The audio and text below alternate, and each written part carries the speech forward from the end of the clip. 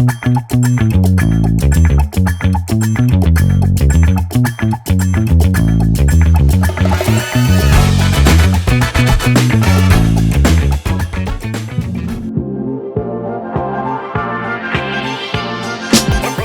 25K fantasy draft people are always talking about. I'm with John Sofin, who's going to talk to me a little bit about some of the surprises, some of the things we definitely anticipated. For those who don't understand or are unfamiliar with, can you explain a little bit about the 25K fantasy draft? Sure, yeah. Daniel Negreanu each year, he hosts a $25,000. It's kind of like just like fantasy football. This year there's 14 teams. Each team draft 8 players. They bid on players based on what they think, how they think they'll finish in the World Series, how they'll perform at the World Series of Poker, and they get $200 to spend on those 8 players. So you have to be, kind of strategic. Let's talk first about some of the players who cost a lot that we expected would cost a lot. Yeah, so most of the obvious ones are like Shaun and Daniel Negreanu. Those are the two because Bums. they play. Yeah, right. Because they win a lot and they play a lot of events, so they're going to get you the most points. And then of course Phil Hellmuth, who backed out of the 100K because he apparently had diarrhea. But that's another story for another that's time. Something for another day. And this year, one big surprise, kind of a big surprise, was Negreanu got for $79 was Nick Schulman, who obviously is a great player. We all know that, but the question is, will he stay away from...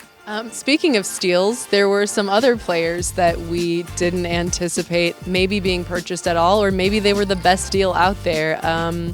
Mr. Dan Shack scooped somebody up for $1. Yep, and this actually could end up being the biggest deal of them all, is Ivey and Allen Kessler, who most of you probably know has been accused of cheating, colluding in live tournaments and using RTA, real-time assistance online now. So just before I let you go then, let me just, from a PokerNews expert, if you will, predictions-wise, we don't have 25K to put into this, but if we did, we would bet on what team?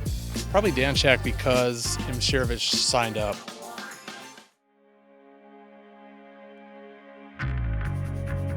Okay, so listen, the 25K, you and Daniel Negreanu were drafted the most expensive. Daniel, slightly more expensive than you.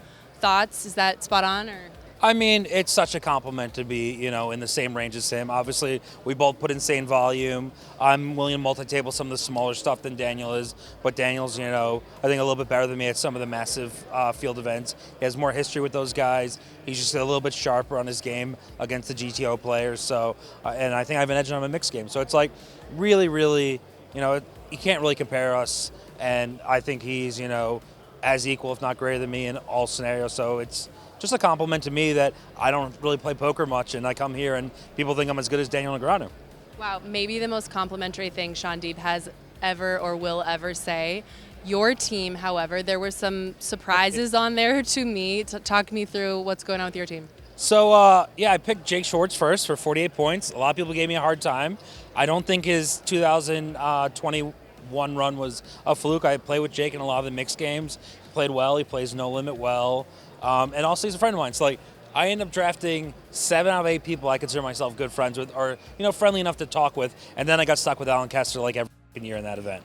But Kessler came over and talked to me in the 100K, and he's like, "Yo, you talk shit how bad I am in poker, and you draft me again." And I'm like, "I drafted you for 3 points in round 3. No one had gone for that cheap so far." And I'm sorry, I'm fired up, so I'm swearing a lot. You're gonna have a fun job editing this. So I'm like, Kessler, it's a fantasy draft. You get points. You don't have to be a winning player to be a good pick. It's about volume and just showing up every day. And you're so autistic in ways that no matter what his results are, he's going to show up in the next event and be convinced that he's better than he actually is. So one day Kessler will make a final table or 2, and I'll win some points on him. I got drafted. I've been drafted 11 different times so far.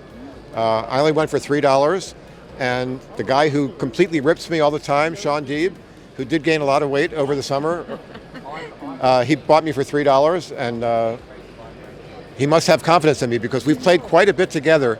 So if he has the confidence to bid on me for $3, I must be okay. One of the most exciting surprises at this year's World Series of Poker was seeing the GOAT, Phil Ivey, there on day 1.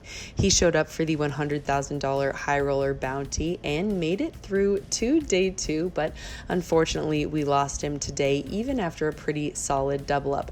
But the field is still incredibly stacked.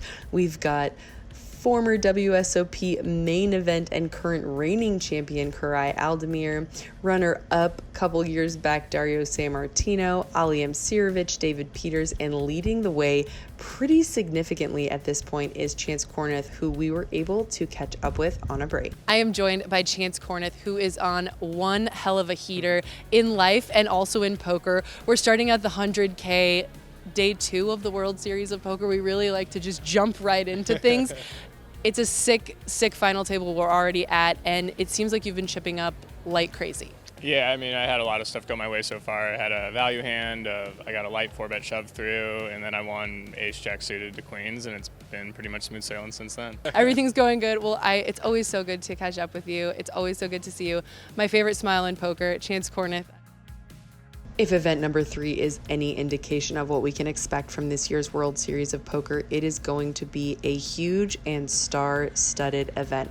The field is stacked with all the players that you know and love, and we are going to be here with you all summer long with all of the info, highlights, news, and details you need. So be sure to click that subscribe button, click the bell to get notifications, and thank you guys so much for tuning into our coverage so far on PokerNews.com.